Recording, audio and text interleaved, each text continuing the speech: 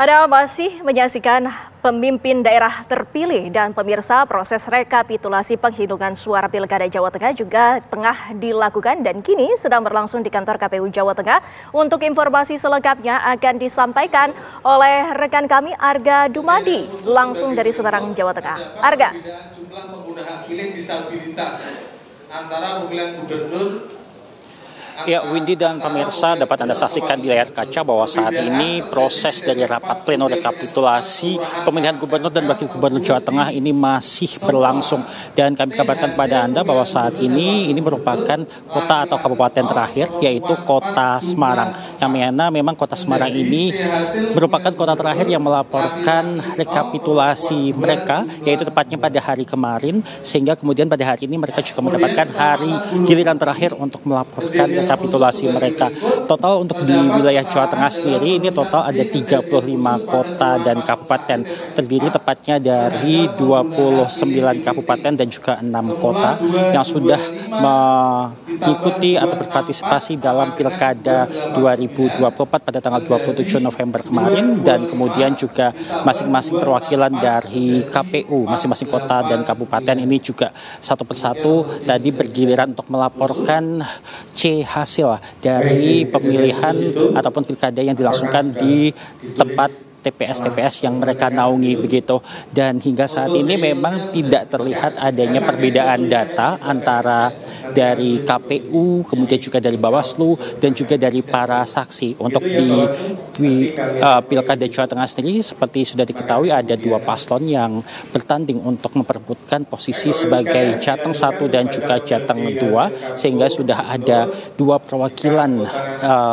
saksi dari masing-masing paslon yang dari tadi pagi mengikuti rangkaian atau jalannya proses rapat pleno rekapitulasi ini. Dan hingga saat ini memang tidak ada perbedaan data dan juga tidak ada protes dari para paslon ini. Walaupun begitu memang dari pihak KPU Jawa Tengah sendiri ini tentu saja berharap agar tidak ada sengketa. Namun apabila memang ada sengketa dari pihak KPU Jawa Tengah sendiri ini mengatakan bahwa pihaknya akan mengikuti alur yang sudah ditetapkan oleh MK nantinya. Dan kami kabarkan kepada Anda bahwa untuk rangkaian dari rapat pleno ini sendiri sudah dibuka pada pukul 7:30 pagi tadi, dan kemudian langsung dilanjutkan dengan rekapitulasi dari masing-masing KPU kota kabupaten di wilayah Jawa Tengah ini. Dan memang awal mulanya dijadwalkan baru akan selesai pada pukul 9 malam nanti dan akan dilanjutkan dengan penandatanganan berita acara.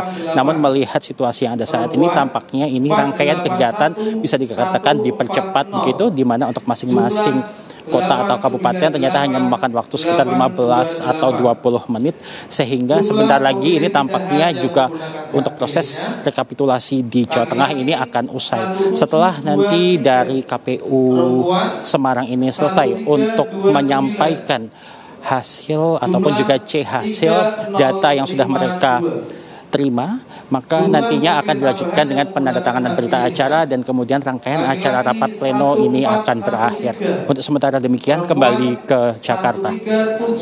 Baik, terima kasih Arga Dumadi atas laporan Anda langsung dari Semarang, Jawa Tengah. Dan pemirsa, kali ini kami akan mengajak Anda untuk mengetahui bagaimana perkembangan rapat pleno rekapitulasi Pilkada Jakarta 2024. Saat ini rapat pleno tengah berlangsung dan kita juga akan menunggu hasil dari rekapitulasi hasil pilkada di Jakarta 2024. Target penyelesaian selama 2 hari tapi bisa lebih cepat dan akan diumumkan lebih awal. Kami juga sudah kehadiran ada LSI DNJA, Bang Ikram, Mas Woman.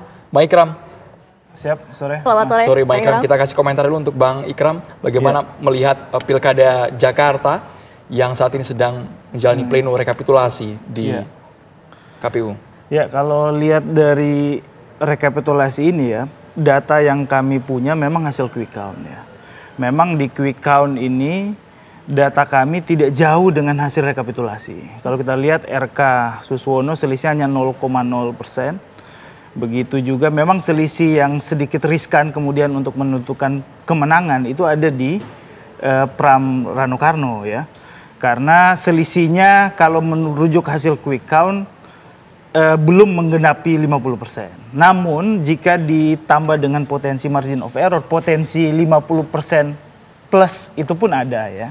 Sehingga sebenarnya walaupun rekapitulasi berjenjang yang akan menjadi rujukan, namun ini semacam informasi awal ya,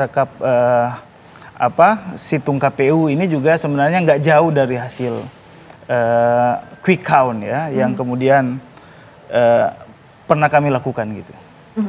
Nah, berdasarkan data sendiri yang telah diperoleh oleh LSI dan DJA ini, apakah ini ada margin of error yang kemudian telah disaksikan juga oleh hasil rekapitulasi ini? Ya, kalau kita lihat hasil rekapitulasi ini masih dalam range itu, ya kan? Bahkan range-nya bisa juga melampaui itu ya, dan bisa juga di bawah itu. Nah, namun sebagai catatan ini kan informasi yang biasanya dari hasil rekap dengan hasil perhitungan berjenjang, kita nggak tahu apakah ada selisih perbedaan atau tidak. Kalau memang sama, saya pikir memang posisinya quick count telah memprediksi secara akurat sebenarnya hasil ini, bahwa potensi satu putaran itu sangat mungkin ya, karena sangat tipis dengan margin of error.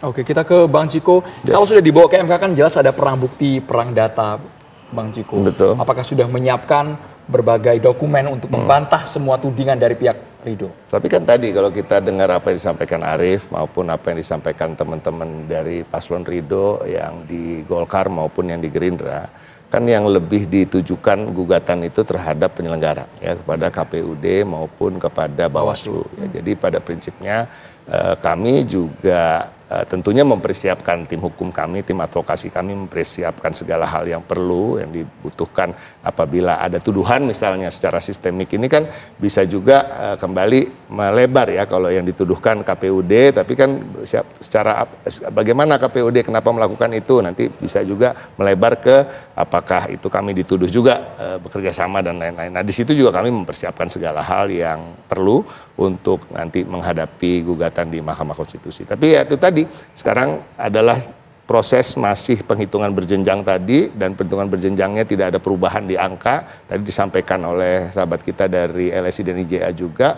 Saya rasa lembaga-lembaga survei yang melakukan quick count juga bisa berlega hati ya di Jakarta ini ya, berbeda dengan daerah-daerah lain rasa-rasanya tadi semuanya masih dalam rentang margin of error gitu kan. Kalau kita bicara daerah lain banyak juga yang anomalinya. Kalau Jakarta lega Bang Ciko, tapi tadi kita lihat di Jawa Tengah ya saya rasa ada perbedaan rentangnya terlalu jauh dari margin of error. Margin of error kan biasanya kalau survei ya, kalau quick count mungkin 1%, tapi kalau survei elektabilitas mungkin sekitar 3% paling tinggi. Tergantung jumlah sampelnya ya. Paling tinggi kira-kira yang paling tinggi 3%. 3%. Nah ini ada perbedaan yang cukup tinggi. Jadi di dalam survei awal kan antara Pak Andika dan Pak Lutfi ini kadang-kadang Pak Andika di atas, kadang-kadang Pak Lutfi di atas, bergantian di berbeda survei, tapi juga rentang antar perbedaannya mereka nggak terlalu signifikan, mungkin sekitar 48 dan 49 gitu ya, tapi kembali lagi kita lihat ada 40 dan 59. Ya ini